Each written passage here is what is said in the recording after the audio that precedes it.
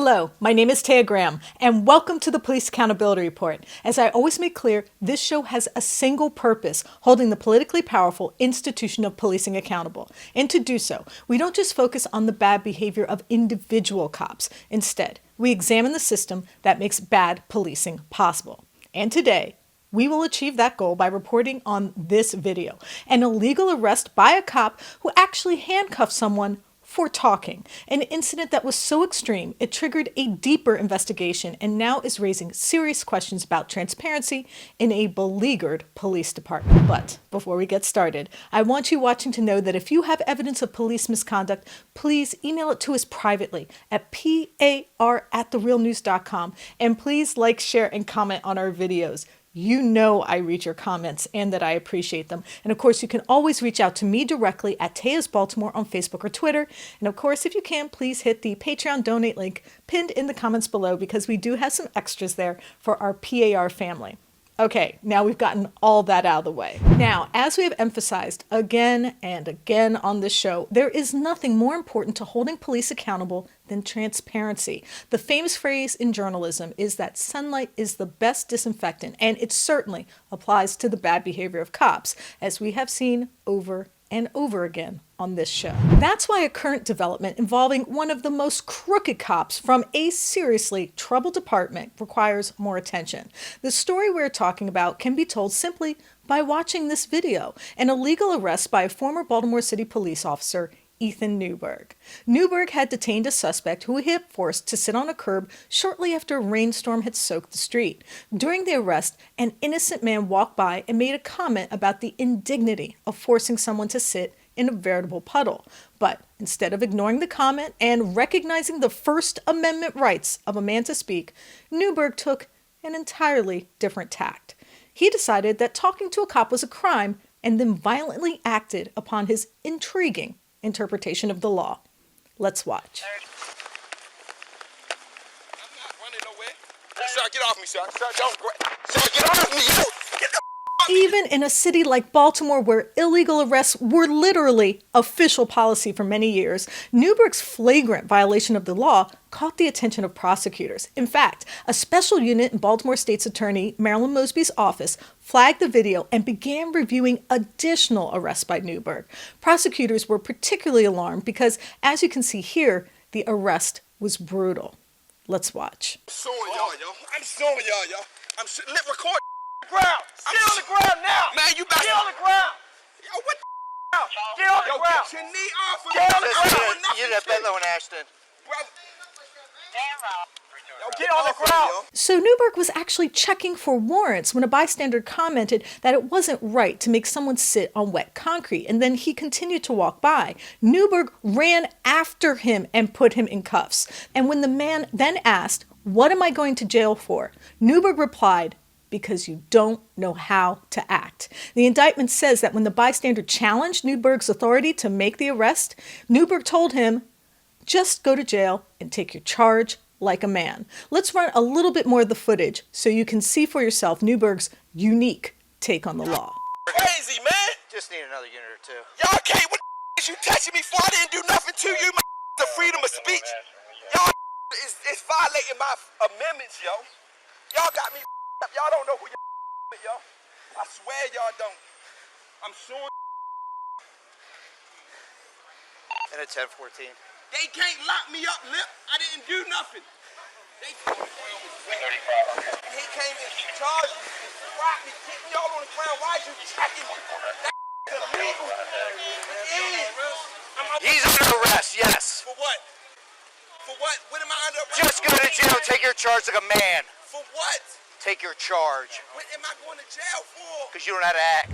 But that's not where the story ends. Not at all. Because as prosecutors began reviewing 6 months of Newberg's body cam footage, they unearthed even more crimes, a veritable documentary on the art of illegal arrest. And so, armed with extensive body camera evidence, prosecutors charged Newberg with a 32-count indictment, including misconduct in office, false imprisonment, and second-degree assault. Charging documents recount how Newberg arrested a FedEx driver for parking near his police vehicle and then called his boss to get him fired.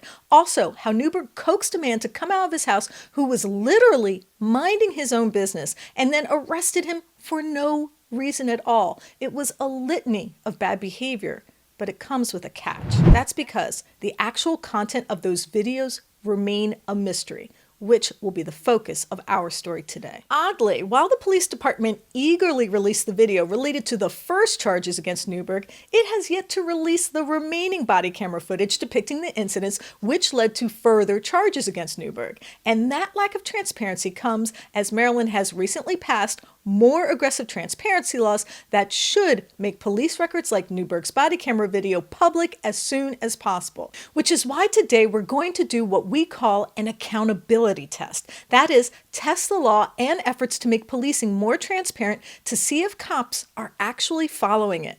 To do so, we filed a Public Information Act request under the new law in Maryland called Anton's Law, which we will explain later. Next, we travel to our state capital, Annapolis, to find out if cops like Newberg are allowed to hide the evidence of their alleged criminal behavior despite a new law that requires prompt disclosure of just these type of records. Part of the reason this new law is so important is because it creates a balance of disclosure for cops that already exists for us. Let's remember, we just did a story on the small town of Milton, West Virginia, a city which likes to create Facebook posts recounting the crimes of suspects who've only been charged, not convicted of a crime.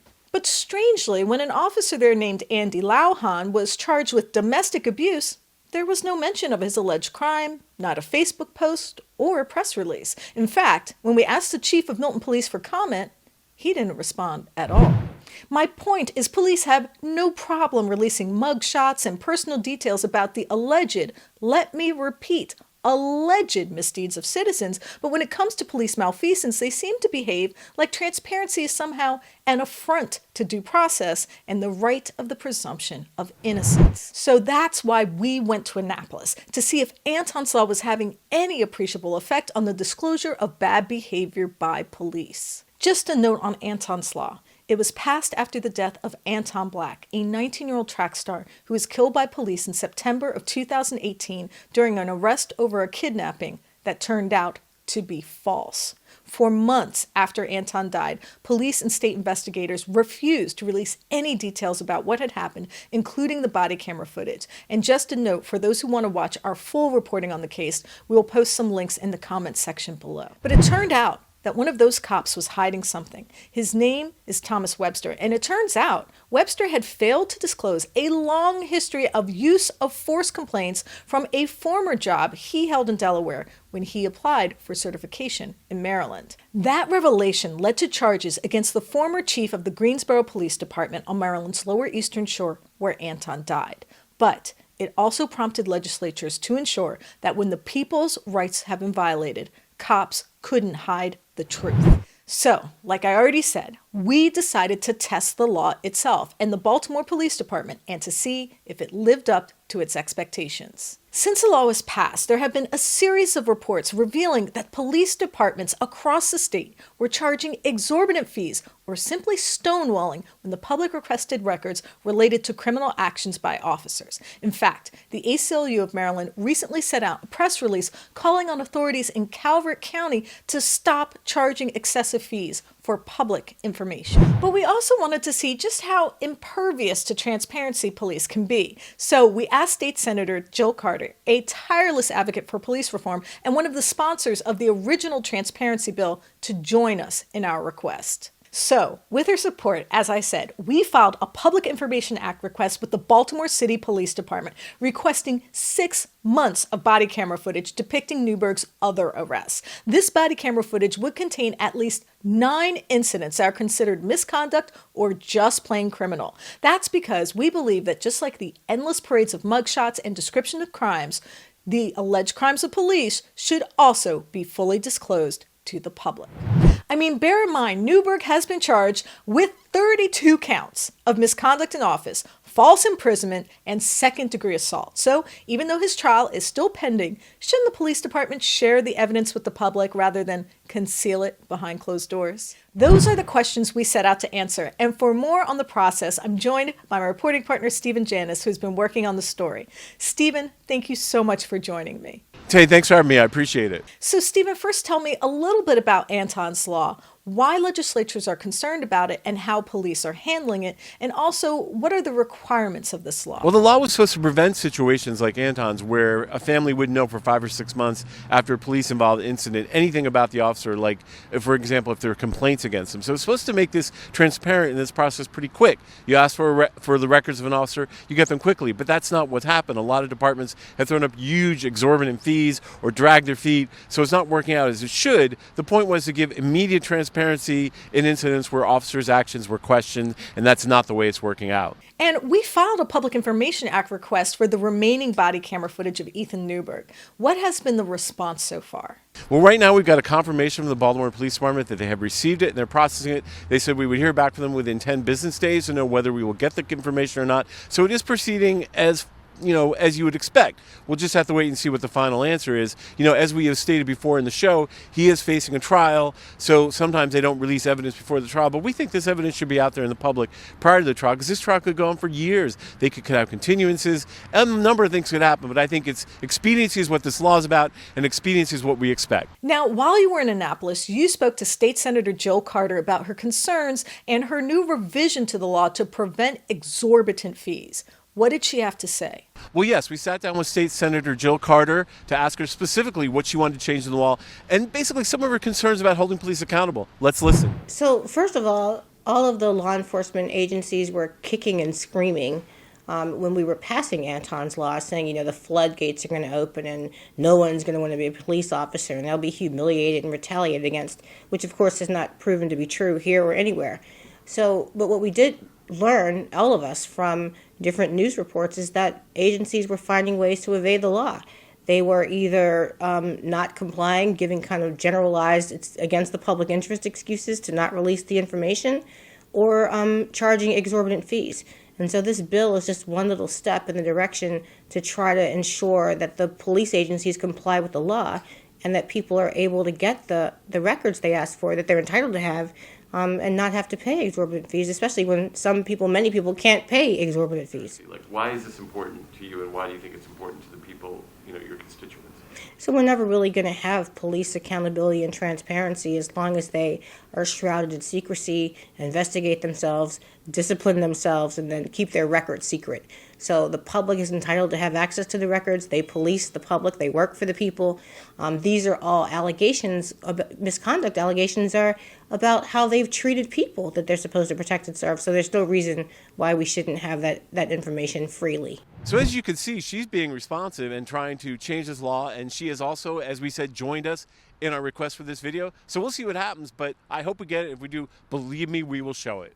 Now, one facet of Ethan Newberg's case that we've yet to mention is the amount of money he was making while he was committing his alleged crimes. It is a stunning figure that should dispel any doubts you have between financial incentives and bad policing that we discuss so often on this show. That's because Newberg was making roughly $260,000 a year prior to being charged with the several dozen crimes tied to his illegal arrests. That's $250,000 a year. That's right. The former cop now faces multiple charges of destroying people's lives over fake arrests, was actually part of the top 5% of the highest paid people in the country.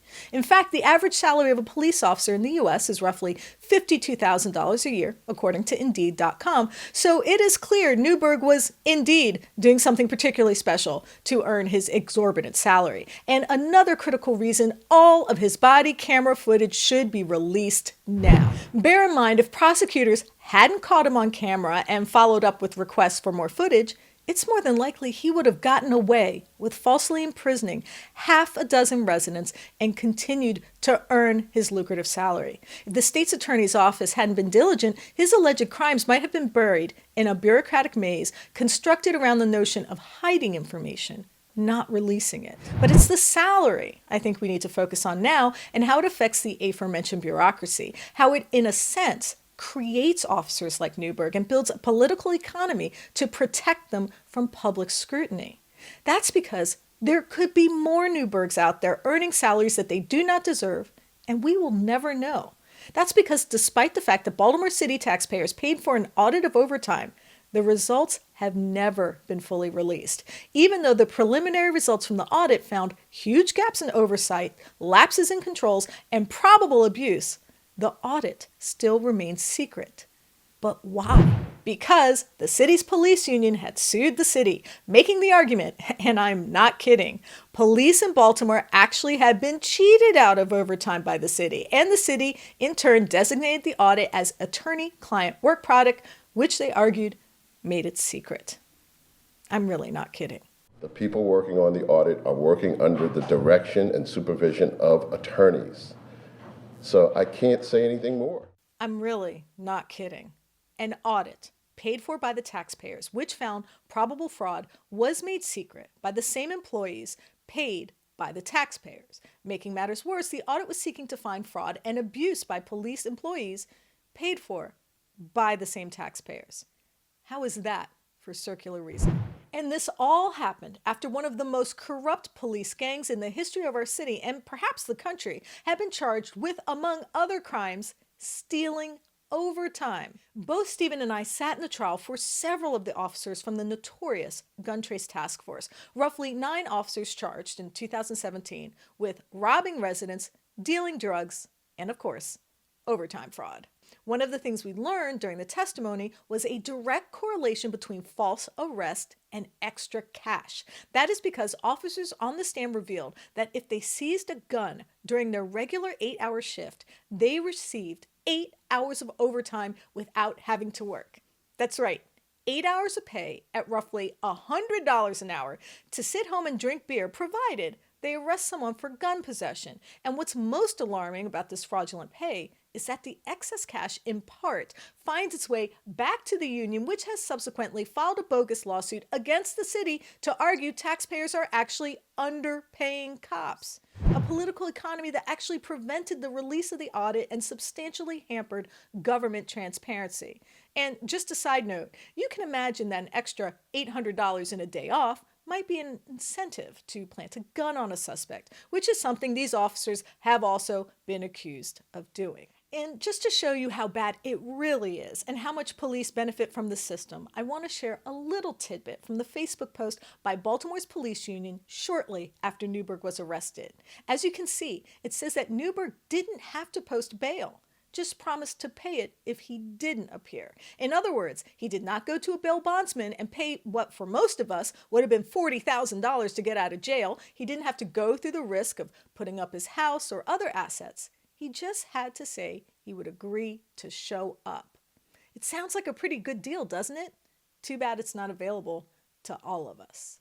And what's funny about this is that the most vocal opponent of bail reform are usually police departments and police unions. They are constantly fanning the flames of fear and speaking out against any reform that would make it easier for people to bail out of jail prior to trial. Remember, being forced to serve time in prison before your trial has been adjudicated violates the notion of the presumption of innocence in the most destructive way possible. The real purpose behind bail reform is to make sure that people have a right to defend themselves from a position of freedom and not under the duress of being in a cage. And what makes Newberg's treatment so alarming is that it is a right not afforded to the rest of us. I mean, I have literally witnessed police officers accused of shooting a man in the back get out on his own recognizance prior to trial. So why should this case of a millionaire police officer matter to you? Well, I think this case should be important to you because more and more there are laws being passed in your states that are supposed to protect the public, reform policing, and increase transparency.